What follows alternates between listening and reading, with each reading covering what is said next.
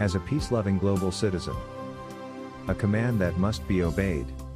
Chapter 2, Part 9. Immediately following liberation, our country was in indescribable chaos. Daily necessities were difficult to come by, even for people with money. We ran out of rice in our home, so I set out for Pikshan, Hwanghae Province, a community north of Seoul and just south of the 38th parallel, to pick up some rice that had been purchased previously. On my way, though, I received a revelation that said, "Go across the 38th parallel. Find the people of God who are in the north." I immediately crossed the 38th parallel and headed for Pyongyang. It had been only a month since our first son was born. I was concerned for my wife. I knew she would be anxiously waiting for me, but there was no time for me to return home before going north. God's commands are very serious, and they must be followed without reservation or hesitation. I took nothing with me except for the Bible that I had read dozens of times and had filled with underlined notes to myself in tiny letters the size of grains of sesame seeds. Refugees were already streaming south to escape communist rule. In particular, the Communist Party's rejection of religion meant that many Christians were heading south in search of the freedom to worship. The communists branded religion as the opiate of the people and insisted that no one could have a religion. This was the place where I went, following the call from heaven. No minister would want to go into such a place, but I went there with my own 2 feet. As the number of refugees heading south increased, the North began to tighten its border security. It was not easy for me to get across the 38th parallel. During the time it took me to walk 30 miles to the border and until my arrival in Pyongyang, I never questioned why I had to go such a difficult course. I arrived in Pyongyang on June 6. Christianity had set down its roots so deeply in this city that it was known as the Jerusalem of the East. During their occupation, the Japanese had tried in several ways to suppress Christianity. They forced its citizens to worship at Shinto shrines and even had them bow in the direction of the Imperial Palace in Tokyo, where the emperor lived. After arriving in Pyongyang, I began my evangelical work in the home of Sub Choi Ra, who lived in the Gyeongchang-ri neighborhood near Pyongyang's West Gate. I began by taking care of the children in the neighborhood. I would tell them children's stories that illustrated Bible verses. They were children, but I spoke to them in the polite form of speech normally reserved for adults and did my best to take care of them. At the same time, I held out hope that someone would come to hear the new message that I had to convey. There were days when I would watch the front gate the whole day, hoping that someone would come.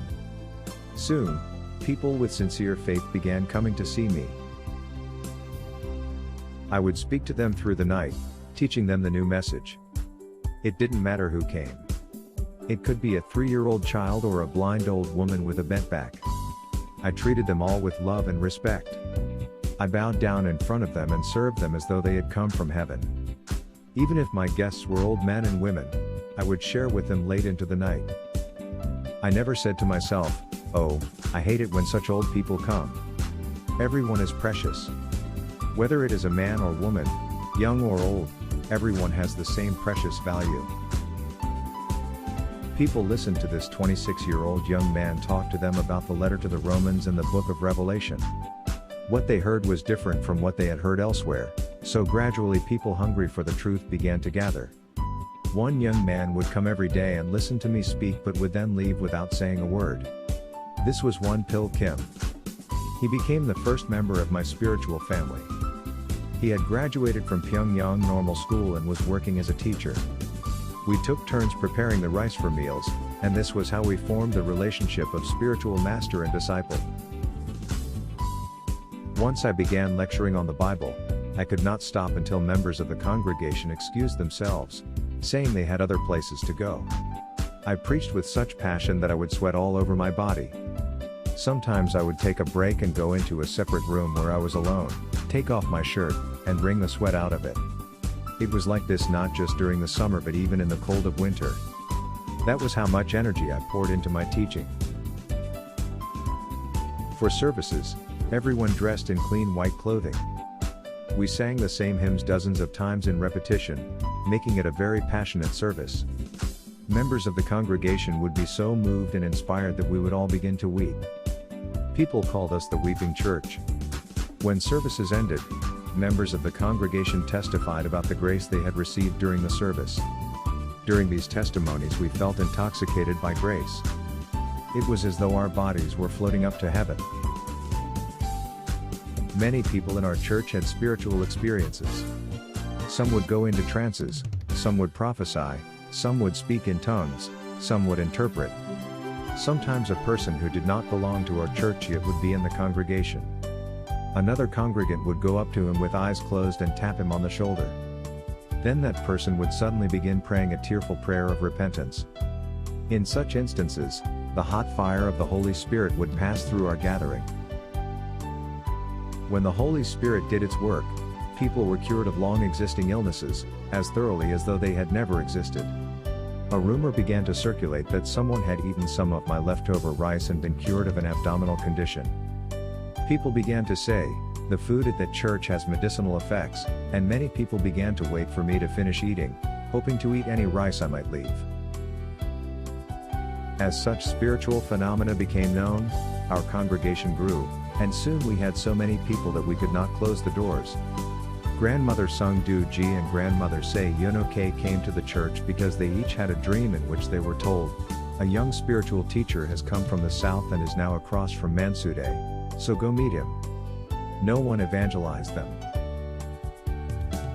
They simply came to the address that they were given in their dreams. When they arrived, they were happy to see that I was the person they had heard about in their dreams. I only had to see their faces to understand why they had come. When I answered their questions, without first asking them what they wanted to know, they were beside themselves with joy and surprise. I taught the Word of God through stories about my own experiences. Perhaps for this reason, many people found they were able to receive clear answers to questions that they had never been able to get answered previously. Some believers from large churches in the city converted to our church after hearing me preach.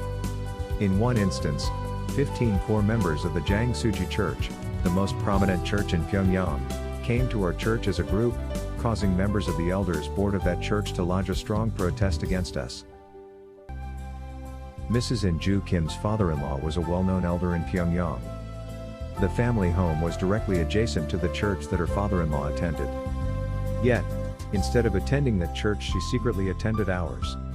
To leave her home without her in-laws knowing, she would go to the back of the house, climb up onto one of the large earthenware jars, and then climb over the fence. She did this when she was pregnant, and the fence she climbed was 2 or 3 times the height of a normal person. It took courage for her to do that. Eventually, she received severe persecution from her father-in-law. I would know when this was happening. On days when I would feel a strong pain in my heart, I would send someone to Mrs. Kim's home. As they stood outside her home, they could hear her being beaten severely by her father-in-law. He would beat her so severely that she would shed tears of blood.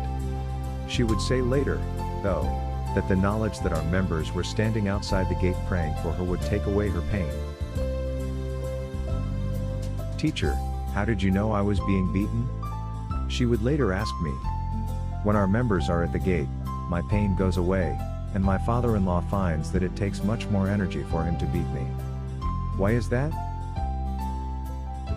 Her in-laws beat her and even tied her to a post, but they still could not stop her from coming to our church.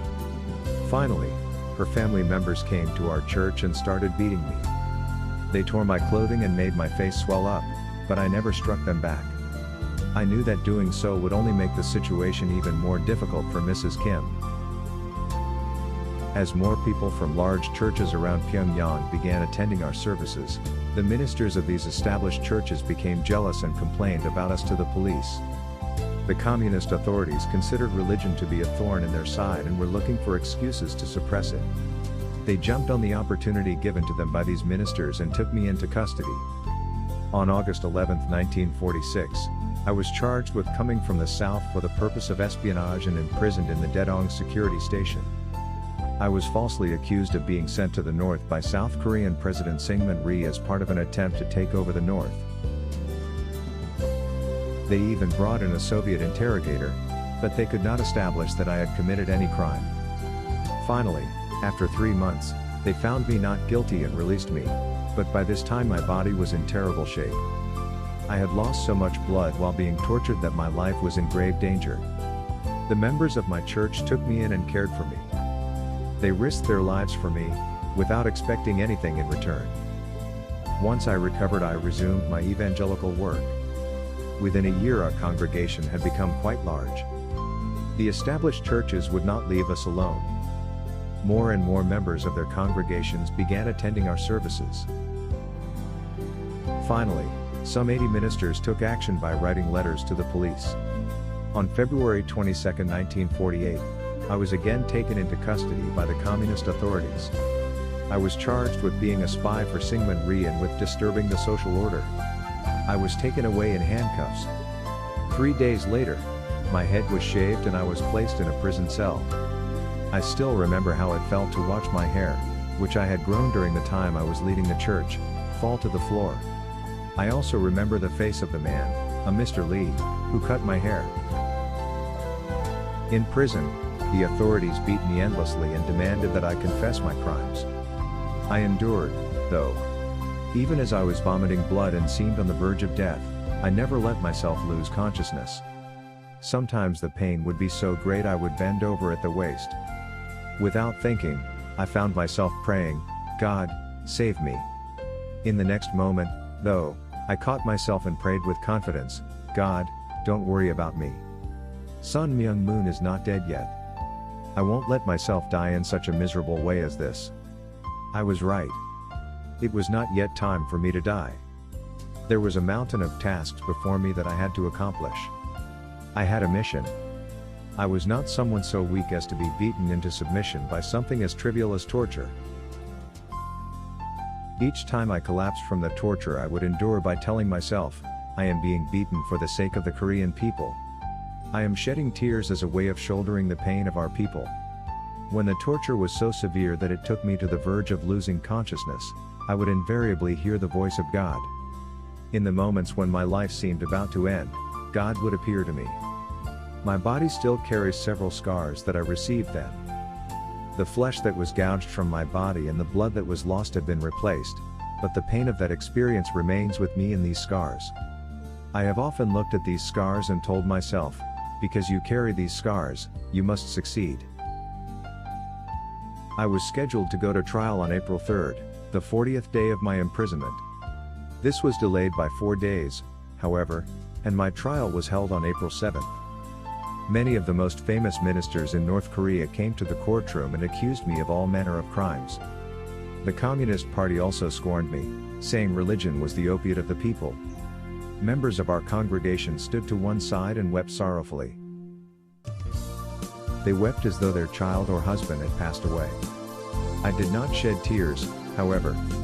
I had members who would weep for me with such sorrow that they were writhing in pain, so I did not feel lonely as I traveled heaven's path. I was not facing misfortune, so I felt I should not weep. As I left the courthouse after my sentencing, I raised my shackled hands and shook them as a sign to our members. The shackles made a clanging sound that sounded to me like bells. That day I was taken to the Pyongyang prison. I did not fear life in prison.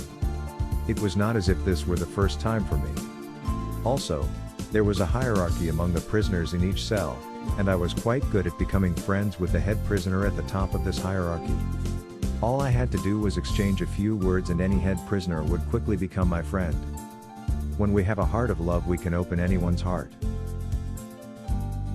After I had been in the cell, sitting in the farthest corner, for a few days, the head prisoner moved me to a higher position. I wanted to sit in a tiny corner next to the toilet, but he kept insisting that I move to a higher position in the cell. No matter how much I refused, he insisted. After making friends with the head prisoner, I looked carefully at each person in the cell. A person's face tells everything about him. Oh, your face is this way, so you must be this way.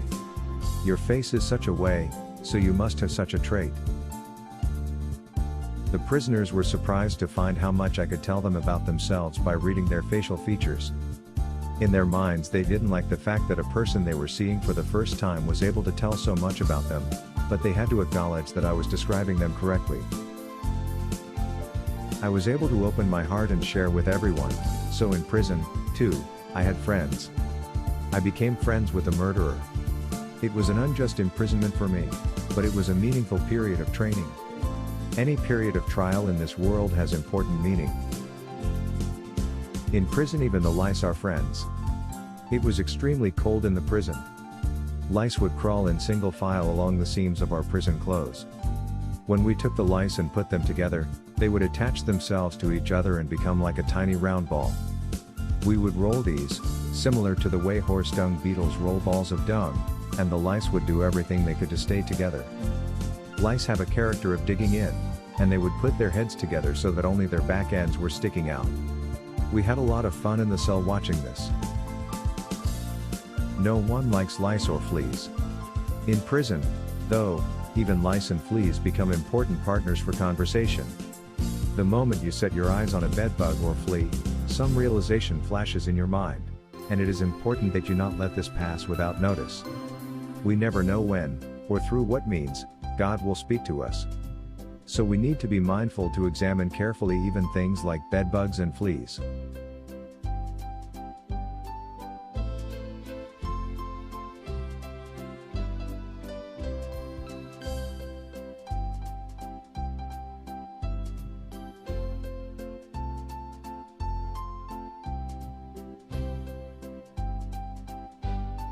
As a peace-loving global citizen, a grain of rice is greater than the earth. Chapter 2, Part 10. On May 20th, 3 months after being placed in Pyongyang prison, I was moved to Hyungnam prison. I felt indignation and also shamed before heaven. I was tied to a thief so I could not escape. We were taken by vehicle on a route that took 17 hours. As I looked out the window, a powerful feeling of grief welled up inside me. It seemed incredible to me that I would have to travel this winding road along rivers and through valleys as a prisoner. Hyungnam prison was a concentration camp for special laborers working in the Hyungnam nitrogen fertilizer factory. During the next 2 years and 5 months I underwent hard compulsory labor. Compulsory labor was a practice that North Korea learned from the Soviet Union. The Soviet government could not simply kill members of the bourgeoisie and other people who were not communists, because the world was watching and they needed to be mindful of world opinion. So it came up with the punishment of compulsory labor. People who were exploited in this way were forced to continue working until they died of exhaustion. North Korean communists copied the Soviet system and sentenced all prisoners to 3 years of compulsory labor. In reality, the prisoners would usually die from the labor before their terms were up. Our days began at 4:30 in the morning. We were made to line up information on the field, and our bodies and clothing were inspected for contraband items. We took off all our clothing, and each item was thoroughly inspected. Each piece of clothing would be beaten for so long that even the last speck of dust would not remain. The entire process took at least 2 hours. Hyungnam was on the seacoast, and in the winter the wind was as painful as a knife as it cut into our naked bodies. When the inspection was over, we would be fed an awful meal. Then we would walk 2.5 miles to the fertilizer factory. We were marched 4 abreast, were made to hold the hand of the person next to us, and could not even hold our heads up. Guards armed with rifles and pistols surrounded us. Anyone who caused his row to start falling behind, or failed to hold on to the hand of the person next to him, was beaten severely for trying to escape. In winter the snow would be deeper than a person's height. On cold winter mornings when we were marched through snow as deep as we were tall, my head would start feeling as though it was spinning. The frozen road was extremely slippery, and the cold wind blew so ferociously it made the hair on our heads stand up straight. We had no energy, even after eating breakfast, and our knees kept collapsing beneath us. Still we had to make our way to the job site, even if it meant dragging our exhausted legs along the way. As I made my way along this road that took us to the edge of consciousness, I kept reminding myself that I belonged to heaven. At the factory there was a mound of a substance that we referred to in a shorthand way as ammonia. In reality, it probably was ammonium sulfate, a common form of fertilizer. It would come in by conveyor belt and looked like a white waterfall as it fell off the belt onto the mound below. It was quite hot when it first came off the belt, and fumes rose from it even in the middle of winter. Quickly it would cool and become as solid as ice. Our job was to dig the fertilizer out of the mound with shovels and put it into straw bags. We referred to this mound that was over 65 feet high as the fertilizer mountain. 800 to 900 people were digging away at the fertilizer in a large space, making it appear as though we were trying to cut the mountain in half. We were organized in teams of 10, and each team was responsible to fill and load 1,300 bags a day. So each person had to fill 130 bags. If a team failed to meet its quota, its meal rations were cut in half. Everyone worked as if his life depended on making the quota. To help us carry the bags of fertilizer as efficiently as possible, we made needles out of steel wire and used these to help us tie the bags after they had been filled. We would put a piece of wire on a rail track that ran along the floor of the factory. The wire was flattened by having one of the small rail cars used for hauling materials run over it, and then it could be used as a needle. To open holes in the bags we used shards of glass that we got by breaking factory windows. The guards must have felt sorry to see their prisoners working under harsh conditions because they never stopped us from breaking windows in the factory. Once I broke a tooth while trying to cut a piece of wire. Even now you can see that one of my front teeth is broken. This remains with me as an unforgettable memento from Myung Moon prison. Everyone grew thin under the pressure of hard labor. I was the exception. I was able to maintain my weight at 159 pounds, making me an object of envy for the other prisoners. I always excelled in physical strength. On one occasion, though, I became extremely ill with symptoms similar to tuberculosis. I had these symptoms for nearly a month. However, I did not miss even a day of work at the factory. I knew that if I were absent, other prisoners would be held responsible for my share of the work. People called me the man like a steel rod because of my strength. I could endure even the most difficult work. Prison and compulsory labor were not such a big problem for me. No matter how fierce the beating or terrible the environment, a person can endure if he carries a definite purpose in his heart. Prisoners were also exposed to sulfuric acid, which was used in the manufacture of ammonium sulfate. When I worked at the Kawasaki steel mill in Japan, I witnessed several instances in which a person cleaning vats used to store sulfuric acid had died from the effects of acid poisoning. The situation in Myung Moon was far worse. Exposure to sulfuric acid was so harmful that it would cause hair loss and sores on our skin that oozed liquid. Most people who worked in the factory would begin vomiting blood and die after about 6 months. We would wear rubber pieces on our fingers for protection, but the acid would quickly wear through these. The acid fumes would also eat through our clothing, making them useless, and our skin would break and bleed. In some cases, the bone would become visible. We had to continue working without so much as a day's rest, even when our sores were bleeding and oozing pus. Our meal rations consisted of less rice than it took to fill 2 small bowls. There were no side dishes, but we were given a soup that was radish greens and salt water. The soup was so salty it made our throats burn, but the rice was so hard we couldn't eat it without washing it down with the soup. No one ever left even a single drop of the soup. When we received our bowl of rice, prisoners would put all the rice into their mouths at once. Having eaten their own rice, they would look around, stretching their necks sometimes to watch how the others ate. Sometimes someone would put his spoon in someone else's soup bowl, and there would be a fight. One minister who was with me in Myung Moon once said to me, "Let me have just 1 bean, and I will give you 2 cows after we get out of here." People were so desperate that if a prisoner died at mealtime, the others would dig out any rice still in his mouth and eat it themselves. The pain of hunger can only be known by those who have experienced it. When a person is hungry, a mere grain of rice becomes very precious. Even now, it makes me tense just to think of Myung Moon. It's hard to believe that a single grain of rice can give such stimulation to the body, but when you are hungry you have such a longing for food that it makes you cry. When a person has a full stomach the world seems big, but to a hungry person a grain of rice is bigger than the earth. A grain of rice takes on enormous value to someone who is hungry. Beginning with my first day in prison, I made it a habit to take half of my ration of rice and give it to my fellow prisoners, keeping only half for myself. I trained myself this way for 3 weeks and then ate the whole ration. This made me think that I was eating enough rice for 2 people, which made it easier to endure the hunger. Prison life is so terrible that it cannot even be imagined by someone who has not experienced it. Half the prisoners would die within a year, so every day we had to watch as dead bodies were carried out the back gate in a wooden box. We would work so hard, and our only hope for leaving was as a dead body in that wooden casket.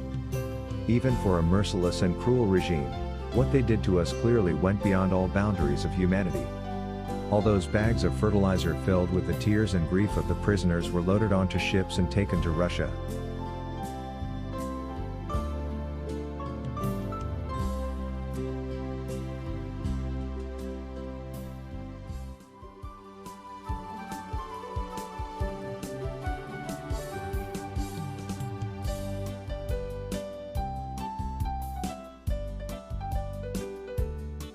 As a peace-loving global citizen. Myung Moon Prison in the Snow. Chapter 2, Part 11. The most valued possession in prison after food was a needle and thread. Our clothes would wear out and be torn during the hard labor, but it was difficult to get a needle and thread to mend them. After a while, prisoners began to look like beggars in rags. It was very important to mend the holes in our clothes in order to block, even a little, the cold winter winds. A small piece of cloth found lying on the road was extremely valuable. Even if the cloth were covered with cow dung, the prisoners would fight each other to try to pick it up. Once, as I was carrying the bags of fertilizer, I discovered a needle stuck in one of the bags. It must have been left there accidentally when the bag was made. From that time on, I became the seamster of Myung Moon Prison. It was such a joy to find that needle. Every day I mended pants and knee breeches for other prisoners. Even in the middle of winter, it was so hot inside the fertilizer factory that we would sweat. So you can imagine how unbearable it was during the summer. Not even once, however, did I roll up my pants and let my shins show. Even during the hottest part of the summer, I kept my pant legs tied in the traditional Korean fashion. Others would take off their pants and work in their underwear, but I kept myself properly dressed. When we finished work, our bodies would be covered with sweat and fertilizer dust, and most prisoners would take off their clothes and wash themselves in the filthy water that flowed from the factory. I, however, never washed myself where others could see my body. Instead, I would save half of the single cup of water we were rationed each day, then get up early in the morning while the others still slept to wipe myself off with a small piece of cloth dipped in that half cup of water. I also used this time early in the morning to focus my spirit and pray. I considered my body to be precious, and I didn't want to casually expose it to others. The prison cell held 36 people, and I took a small corner next to the toilet. In this space no one would step over me, but nobody wanted this space. We called it a toilet, but actually it was only a small earthenware jar without even a lid. Fluid would overflow from the toilet in the summer and it would freeze in the winter. There is no describing the putrid smell that came from it. The prisoners often experienced diarrhea because of the salty soup and hard rice balls that we ate every day. I would be sitting by the toilet and hear someone say, "Oh, my stomach." The person would make his way to the toilet in quick short steps. As soon as he exposed his bottom, the diarrhea would come shooting out. Because I was next to the toilet, I was often splashed. Even during the night, when everyone was asleep, sometimes someone would have abdominal pain. When I heard people yelping in pain as they were being stepped on, I would know that someone was making his way to the toilet and I would get up and press myself against the corner. And if I were asleep and did not hear him coming, I would suffer the consequences. In order to endure this impossible situation, I even tried to think of these sights and sounds as some form of art. Still, I kept the spot by the toilet as my own during the entire time. "Why do you choose to stay there?" Other prisoners would ask. I would answer, "This is where I feel most comfortable." I wasn't just saying this. This was, indeed, the place where my heart felt most at ease. My prisoner number was 596. People called me number 596. On nights when I couldn't sleep, I would stare at the ceiling and repeat this number to myself over and over. If I said it quickly, it sounded very much like eo gul, the Korean word used to describe the feeling of injustice. I truly had been imprisoned unjustly. The Communist Party initiated Dokbo Hoi, or gatherings where newspapers or other materials were read aloud, as a way of studying communist propaganda. Also, we had to write letters of gratitude to Kim Il-sung. The security detachment kept a close watch on our every move. Every day we were told to write letters of gratitude saying what we had learned, but I never wrote even a single page of these. We were supposed to write something like this. Our father Kim Il-sung, out of his love for us, gives us food to eat each day, gives us meals with meat, and lets us lead such a wonderful life. I am so grateful. I could not write anything of the sort. Even if I were looking death in the face, I could not submit such letters to the atheistic Communist Party. Instead of writing them, I worked 10 times harder than the others in order to survive in the prison. The only way I could get away with not writing these letters was if I were the #1 prisoner. Because of this effort, I became the best prisoner and even received an award from a Communist Party official. My mother visited me many times while I was in prison. There was no direct transportation from Yeongju to Hyungnam. She had to take a train to Seoul, where she would change to a train on the Seoul to Wonsan line. The trip would take her more than 20 grueling hours. Before starting out, she would go to great trouble to prepare me sut karu, or powdered rice, for me, so that her son, who had been imprisoned in the prime of his life, would have something to eat. To make this powder, she would gather rice from our relatives and even the distant relatives of my older sister's husbands. When she came to the prison visiting room and saw me standing on the other side of the glass, she would immediately begin to shed tears. She was a strong woman, but the sight of her son undergoing such suffering made her weak. My mother handed me the pair of silk trousers that I had worn on my wedding day. The prison uniform I was wearing had become threadbare, and my skin showed through the material. However, instead of wearing the silk trousers, I gave them to another prisoner. As for the mi sut karu that she had gone into debt to prepare, I gave it all away right there as she watched. My mother had invested her full heart and dedication into preparing clothing and food for her son, and she was heartbroken to see me giving away these things, without keeping anything for myself. "Mother," I said to her, "I am not just the son of some man named Moon. Before I am a son of the Moon clan, I am a son of the Republic of Korea. And even before that I am a son of the world, and a son of heaven and earth. I think it is right for me to love those things first, and only after that follow your words and love you. I am not the son of some small-minded person. Please conduct yourself in a manner befitting your son." My words were as cold as ice to her, and it hurt so much for me to watch her weep that I felt as though my heart would be torn apart. I missed her so much that sometimes I would wake up in the middle of the night thinking of her, but this was all the more reason for me not to succumb to my emotions. I was a person doing the work of God. It was more important for me to clothe just one more person a little more warmly and to fill his stomach with a little more food than it was for me to be concerned about my personal relationship with my mother. Even while in prison, I enjoyed taking whatever time I could find to talk with people. There were always people around me who wanted to listen to what I had to say. Even in the hunger and cold of prison life, there was warmth in sharing with people with whom I had an affinity of heart. The relationships formed in Hyungnam left me with 12 people who were both compatriots and as close as family to me, with whom I could spend the rest of my life. Among them was a famous minister who had served as president of the Association of Christian Churches in Korea's 5 northern provinces. These were people with whom I shared intense emotions in situations where our lives were on the line, and this made them closer to me than my own flesh and blood. Their being there gave my prison experience meaning. I would pray 3 times each day for the people who had helped me and for the members of my congregation in Pyongyang, calling out each one by name. When I did, I always felt that I needed to repay 1,000-fold the people who would slip me a handful of mi sut karu they had hidden in their clothing.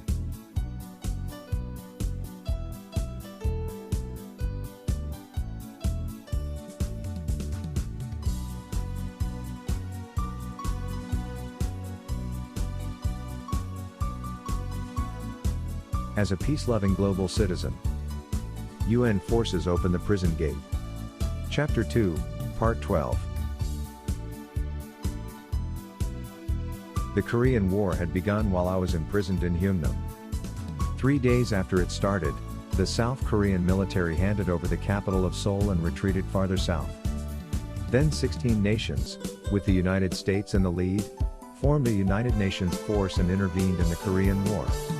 U.S. forces landed at Incheon and pushed toward Wonsan, a major industrial city in North Korea. It was only natural for Hyungnam prison to be a target for U.S. aerial bombing operations. When the bombing began, the prison guards would leave the prisoners and go into bomb shelters.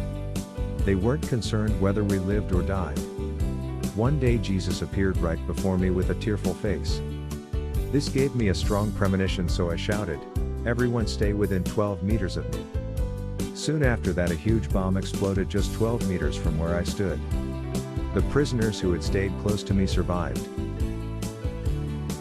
As the bombing became more intense, guards began executing prisoners.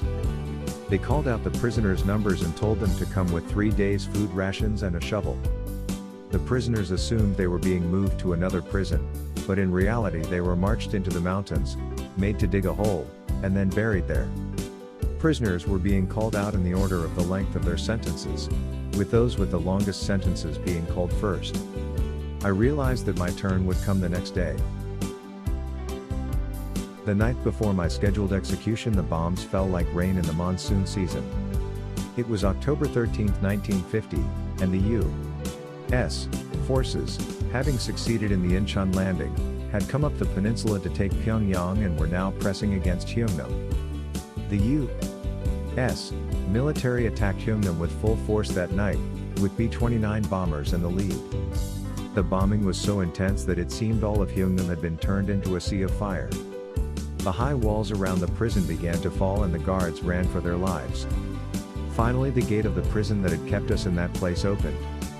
At around 2 o'clock in the morning on the next day, I walked calmly out of Hyungnam prison with dignity. I had been imprisoned for 2 years and 8 months, so I was a terrible sight. My underwear and outerwear were in tatters. Dressed in those rags, instead of going to my hometown, I headed to Pyongyang with a group of people who had followed me in prison. Some chose to come with me instead of going in search of their wives and children. I could clearly imagine how my mother must be crying every day out of concern for my welfare, but it was more important that I look after the members of my congregation in Pyongyang. On the way to Pyongyang, we could see clearly how North Korea had prepared for this war. Major cities were all connected by 2-lane roads that could be used for military purposes in an emergency.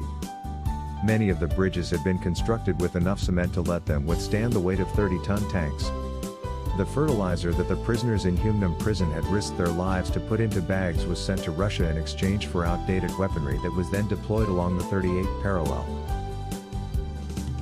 As soon as I arrived in Pyongyang, I went in search of the members who were with me before my incarceration. I needed to find out where they were and what their situation was. They had been scattered by the war, but I felt responsible to find them and help them figure out a way to carry on their lives. I didn't know where they might be living, so my only option was to search the city of Pyongyang from one corner to the other. After a week of searching, I had found only 3 or 4 people. I had saved some powdered rice I received while still in prison, so I mixed it with water to make rice cake to share with them. On the trip from Hyungnam, I staved off my hunger with 1 or 2 potatoes that were frozen solid. I had not touched the rice powder. It made me feel full just to watch them eagerly eat the rice cake. I stayed in Pyongyang for 40 days looking for anyone I could think of, whether young or old. In the end, I never did find out what happened to most of them. But they have never been erased from my heart. On the night of December 2nd, I began walking south. Church members, including Won-pil Kim, and I followed behind a long line of refugees that extended about 7.5 miles. We even took with us a member who could not walk properly. He had been among those who followed me in Hyungnam prison. His family name was Pak. He had been released before me. When I found him in his home, all the other members of his family had left for the south. He was alone in the house with a broken leg. I placed him on a bicycle and took him with me. The North Korean army had already recaptured the flat roads for military use, So we traveled across frozen rice paddies heading south as quickly as we could. The Chinese army was not far behind us, but it was difficult to move quickly when we had someone with us who could not walk. Half the time the road was so bad that I carried him on my back and someone else pushed the empty bicycle along. He kept saying he didn't want to be a burden to me and tried several times to take his own life. I convinced him to go on, sometimes scolding him loudly, and we stayed together until the end. We were refugees on the run who still had to eat. We went into homes whose inhabitants had headed south before us and searched for rice or any other food that might have been left behind. We boiled anything we found, whether it was rice, barley, or potatoes. We were barely able to stay alive this way. There were no rice bowls and we had to use pieces of wood as chopsticks, but the food tasted good. The Bible says, "Blessed are the poor," doesn't it? We could eat anything that made our stomachs growl with satisfaction. Even a humble piece of barley cake tasted so good that we would not have felt jealous of a king's meal. No matter how hungry I might be, I always made sure to stop eating before the others. This way they could eat little more themselves. After walking a long distance, we were approaching the northern bank of the Imjin River. Somehow I felt it was important that we cross the river quickly and that we didn't have a moment to spare. I felt strongly that we had to get over this obstacle for us to stay alive. I pushed one pill Kim mercilessly. Kim was young and he would fall asleep as we walked, but I kept forcing him on and pulling the bicycle. We covered 20 miles that night and reached the bank of the Imjin River. Fortunately, the river was frozen solid. We followed some refugees in front of us across the river. A long line of refugees stretched out behind us. As soon as we had crossed the river, however, the UN forces closed the crossing and stopped letting people across. Had we arrived at the river even a few minutes later, we would not have been able to cross. After we had crossed, one pill Kim looked back at the road we had come on and asked, "How did you know the river crossing was about to be closed?" "Sure, I knew," I said. This kind of thing happens often to anyone who takes the path of heaven. People often don't know that salvation is just beyond the next obstacle. We didn't have a single moment to waste, and if necessary I would have grabbed you by the scruff of the neck and pulled you across. Kim seemed moved by my words, but my heart was uneasy. When we arrived at the point where the 38th parallel divided the peninsula in two, I placed one foot in South Korea and one foot in North Korea and began to pray. For now, we are pushed southward like this, but soon I will return to the north. I will gather the forces of the free world behind me to liberate North Korea and unite North and South. This was how I had prayed during the entire time we walked along with the refugees.